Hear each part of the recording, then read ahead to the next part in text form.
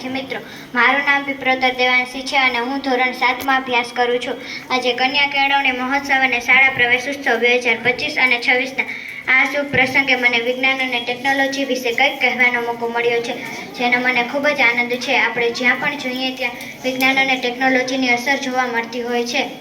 આપણે સવારે ઉઠીએ ત્યાંથી રાતે સૂઈએ ત્યાં સુધી આપણે તેનો ઉપયોગ કરીએ છીએ, જેમ કે આપણો mobile phone, TV, internet, computer, આ બધું વિજ્ઞાનની જ દેન છે. પહેલાંના સમયમાં લોકો એકબીજાને પત્ર લખતા, જેમાં દિવસો લાગી જતા. આજે આપણે 1 સેકન્ડમાં વોટ્સઅપે કે વિડીયો કોલ દ્વારા કોઈ પણ ખૂણે બેસીને વાતો કરી શકીએ છીએ. ખેતીમાં પણ ટ્રેક્ટર, નવી બિયારણ પદ્ધતિ, નવી સિંચાઈ પદ્ધતિ આવી ગઈ છે.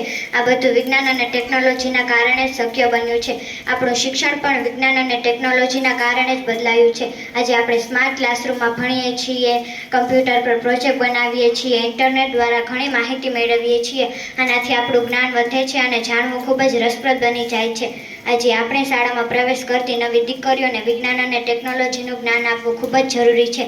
જો તે વિજ્ઞાન અને ટેકનોલોજી વિશે સમજશે તો ભવિષ્યમાં ઘણી પ્રગતિ કરશે, નવા સંશોધન કરી શકશે, નવા ઉપકરણો બનાવી શકશે અને દેશના વિકાસ માટે ફાળો આપી શકશે. યાદ રાખો, વિજ્ઞાન અને ટેકનોલોજી આપણા જીવનને સરળ અને સારું બનાવે છે. તો ચાલો આપણે તેનો સારો ઉપયોગ કરીએ અને આપણા દેશને આગળ વધારીએ. આભાર.